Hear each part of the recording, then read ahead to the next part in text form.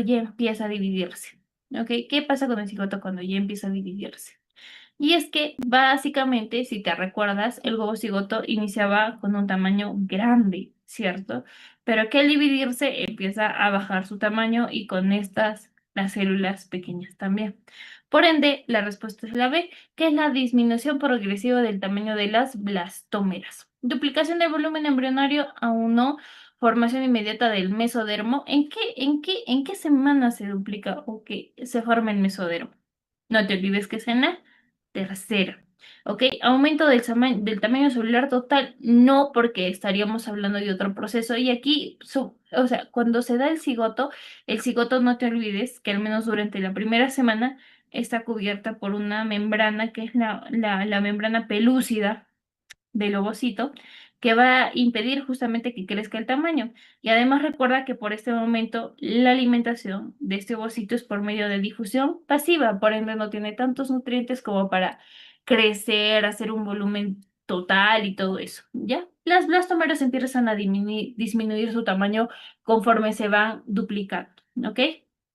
La ovogénesis se detiene hasta la profase 1. ¿Hasta en qué momento habíamos mencionado esta, esta, esta profase? O sea, ¿en qué momento, cuando en la ovogénesis el cuerpo dice, oye, aquí ponte stop? ¿Hasta cuándo? ¿Hasta cuándo? Cuando hablamos de la pubertad, ¿ok? Porque nuestro cuerpo, no te olvides que tú naces con un número determinado de ovocitos, ¿ok? Y esos ovocitos se quedan en profase agudo y se activa cuando empiezas a menstruar, que es en la pubertad, ¿ok? Ok.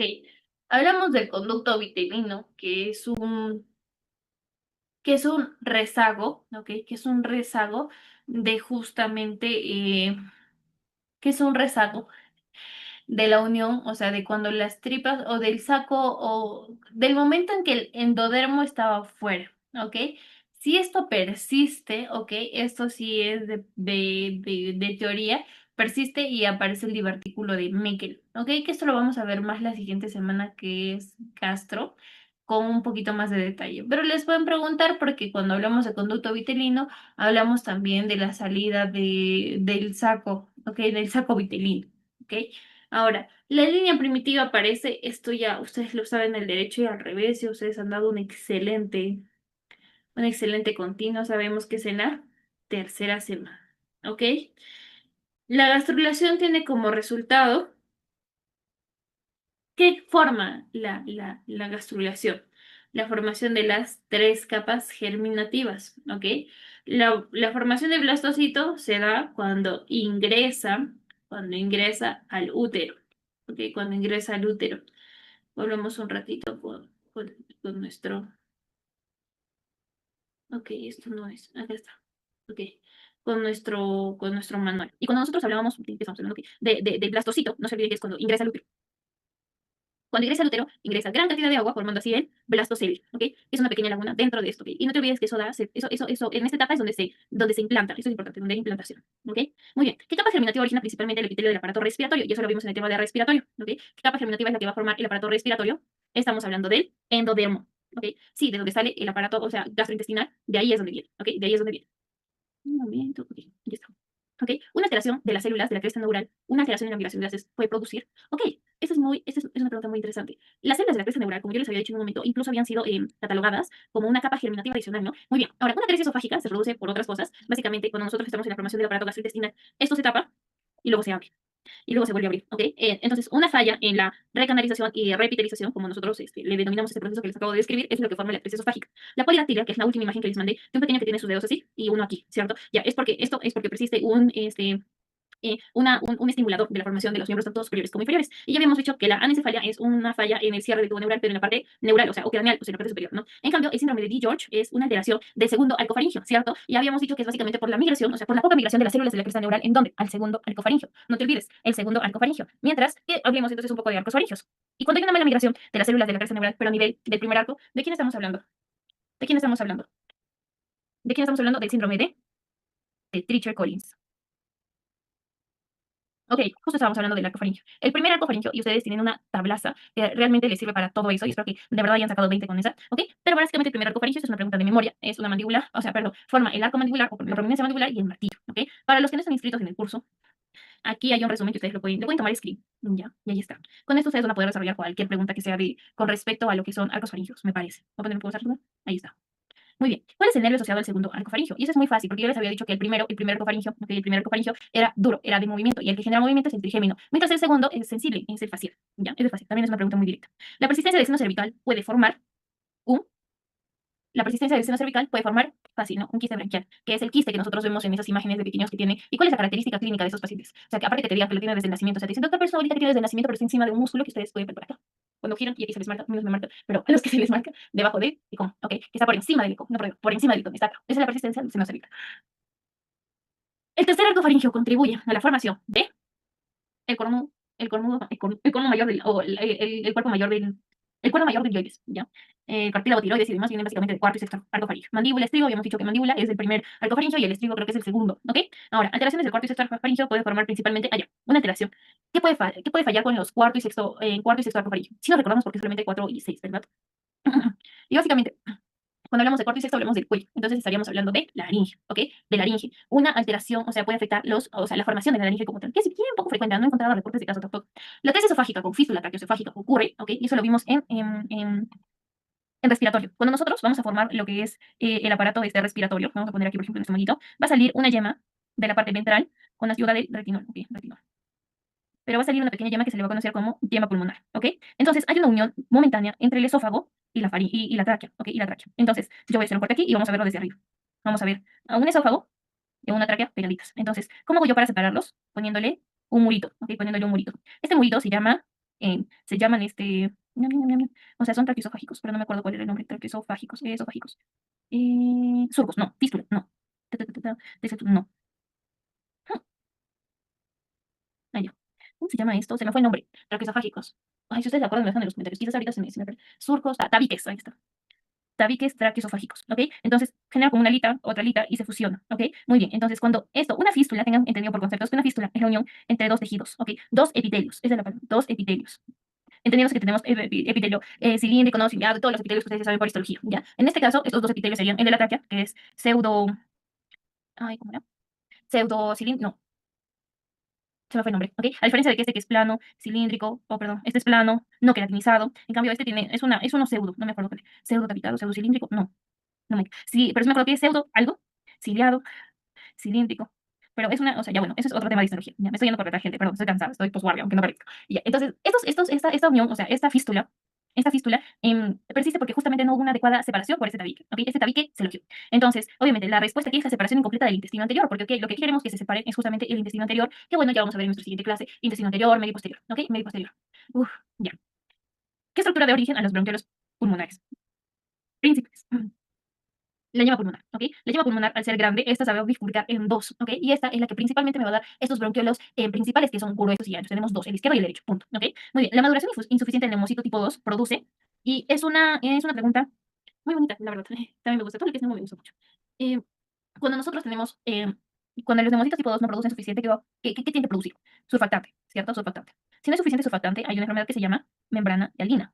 Pero en este caso no tenemos enfermedad de membrana hialina, entonces estamos hablando de un síndrome de dificultad respiratoria neonatal. Ese es como que el conjunto de esto. Es un paciente recién nacido que acaba nace y está, no puede respirar bien. O sea, tú lo ves y sus costillitas se hunden, su naricita aletea, entonces como que obviamente va a haber un síndrome de dificultad respiratoria. Pero la enfermedad como tal se llama membrana hialina, ¿ok? Ahora, desde hablando de surfactante, ¿desde cuándo se empieza a producir significativamente surfactante? Porque una cosa es que, digamos, ok, se está produciendo y otra cosa es de que, ok, ya hay más producción. Y es más, a partir de esta semana podríamos considerar que el bebé si nace, tiene chance de poder vivir con una unidad de cuidados intensivos, ¿ok? De cuidados intensivos. Y estamos hablando de la semana 24, ¿ok? A partir de la semana 24 ya empieza a haber una producción mediana de surfactante, ¿ok? La hernia diafragmática congénita suele deberse a una, una falla en el septum transverso, ¿será? Podría ser, pero no es. Es de hecho un efecto entre la unión del septum transverso y las membranas pleuroperitoneales. ¿Sale? ¿Por qué marcas membranas pleuroperitoneales? Porque al fin y al cabo, entre el septum transverso es un septum musculoso, ¿ok? Mientras que las membranas pleuroperitoneales son las que se tienen que muscularizar o en su defecto también cerrarse. Entonces, aquí no es tanto del septum transverso, sino de la membrana pleuroperitoneal que tiene que adherirse, ¿ok? Que tiene que fusionarse, ¿ok? La hipoplasia pulmonar puede relacionarse con cuando hablamos de hipoplasia pulmonar, tenemos entendido de que el pulmón del bebé es chiquito, ¿ok? ¿Y por qué estaría chiquito un pulmón? Yo les pregunto algo. Ustedes saben, y ustedes saben por qué el pulmón es grande, pese a que tiene que estar en presión negativa y todo lo demás, pero ¿por qué es grande? O sea, ¿por qué crece? Porque nosotros hacemos algo cuando estamos dentro de la barriga de mamá y está acá. Y tragamos líquido amniótico. Y ese líquido amniótico se va a ir también a los pulmones, ¿ok? A los pulmones. ¿Para qué se va a los pulmones? Justamente para que empiecen a crecer y a madurarse, ¿ok? Cuando yo tengo un pulmón chiquito, quiere decir dos cosas. Uno, que hay contenido que está oprimiendo mi pulmón, como lo es una hernia diafragmática, ¿ok? Como está comprimiendo mi pulmón. O otro es que no hay suficiente líquido amniótico. Por eso cuando yo trago, o sea, ¿de dónde voy a tragar si no tengo líquido amniótico que tragar? Entonces, usualmente la hipoplasia pulmonar está asociada con oligohidramios y lo vamos a ver a más detalle cuando llevemos formación del riñón, que es dentro de 2 semanas. ¿Ok? ¿Cuál es la principal consecuencia embriológica de los oligohidramios severo? ¿Ok? Y hay varios en sí. O sea, cuando nosotros hablemos de aparato genitourinario, perdón, de sistema urogenital, van a darse cuenta de que hay una gran complicación cuando no se desarrollan bien. Pero sobre todo lo que vamos a hablar, la hipoplasia pulmonar. De todos, ¿cuál es lo más feo? A ver, un dedo más no te va a matar. La persistencia del uraco, que tu ano y tu ano y tu vejiga estén unidos, no te va a matar. Una microftalmia, o sea, unos cuchillitos tampoco te van a matar. En cambio, una hipoplasia pulmonar, sí, y por eso es severa.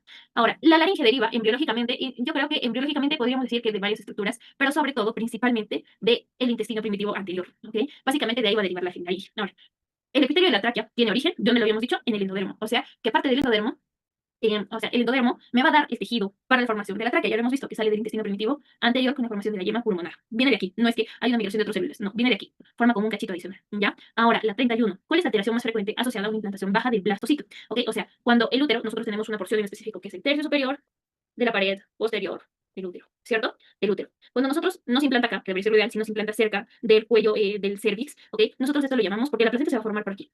Lo llamamos placenta previa, ¿ok? Chorioamnionitis es una infección. La malignidad tiforme, ya sabes qué es. Y la amniocentesis fallida es un procedimiento que se hace, se saca y pues evidentemente no es, ¿ok? La fecundación normalmente ocurre en, ¿dónde ocurre? Si somos un poquito más específicos, sabemos que es en la trompa de falopio, pero estamos hablando principalmente en la ampolla de la trompa uterina, ¿ok? En el istmo del útero, no, pues, en el útero mucho menos, en el ovario tampoco, ¿ok? Siempre ocurre en el tercio de la trompa uterina. La división incompleta del disco embrionario en la segunda semana puede generar, ¿ok? La división incompleta del disco embrionario en la segunda semana, cuando hablamos de gemelos monocigóticos, ¿ok? Monocigóticos, en que deciden separarse, ¿qué es lo que podría fallar? Cuando hablamos ya de un disco embrionario implantado, o sea, que ya está compartiendo casita, pero también cuando ya hablamos de implantación hablamos de un disco bilaminar. Hay un disco embrionario. Entonces estamos hablando de que esto se puede volver en un gemelo siamés o gemelos monocigóticos unidos, ¿ok? Que es lo que habíamos visto también acá. Por aquí debería estar.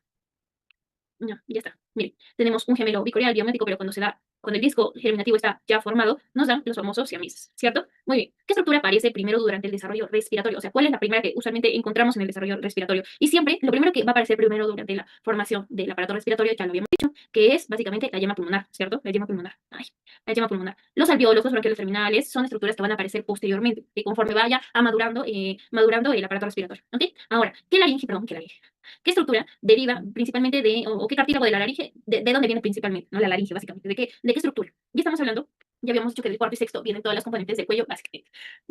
Ya habíamos visto esto, una alteración, pero cambiado de otra forma, porque yo he visto que los han preguntado los últimos 2 ciclos les han preguntado eso. La alteración en la formación del tabique traqueosofágico puede generar una fístula traqueosofágica. No te olvides, entre esófago y tráquea tiene que haber una división, ¿ok? Estos son los famosos tabiques traqueosofágicos que se tienen que separar, ¿ok? Muy bien. Ya estamos cerca de terminar, chicos. La verdad es que hemos repasado bastantes temas para hacer en una hora. Yo espero que de verdad puedan dar un buen examen. Ok, la progesterona durante el ciclo sexual tiene como función principal, sobre todo la progesterona, que es la de mantener el endometrio de forma secretora, ¿cierto? O sea, el endometrio ese que está gordito y encima tiene un montón de vasos sanguíneos, ¿cierto? Porque su función es progestar, o sea, necesita que esto se mantenga, ¿cierto? O sea, que este endometrio esté chanchito para que pueda entrar ahí el huevo cigoto y pueda tener de dónde alimentarse, ¿ok? La ausencia congénita de un pulmón, ¿ok? Se le conoce como agenesia, ¿ok? Todo lo que diga agenesia quiere decir que no existe, como ya lo hemos visto en otras patologías, como por ejemplo la agenesia caudal, ¿cierto? La agenesia caudal, que es también la sirenomelia, que también, con un puede pasar un montón de cosas, ¿ok? La agenesia caudal, que es la ausencia de la migración de células del mesodermo a nivel caudal, evidentemente. ¿Qué evento caracteriza la tercera semana de desarrollo? Y tú ya sabes, que es la gastrulación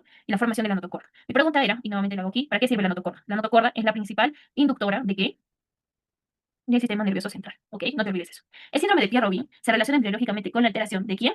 De Pierre-Robin, habíamos dicho que es incluso una secuencia, ¿ok? Una secuencia. Pero la de Pierre-Robin se caracteriza por el síndrome del primero, o sea, es una alteración del primer arco faríngeo, ¿ok? No se olviden todas las estructuras que hemos visto, síndrome de Treacher-Collins, en persistencia del conducto tirogloso, ese tipo de cosas, chicos, que no lo crean, ustedes ya tienen la base para sustentar cualquier examen escrito, la verdad, se van a dar cuenta. Así que les invito nuevamente a que den una vueltita por el repaso de la continua 2 y eso sería todo por ahora. Muchas gracias y nos vemos, ya saben que cualquier pregunta que tengan, me la hacen saber antes de su parcial. Que tengan buenas noches, hasta luego.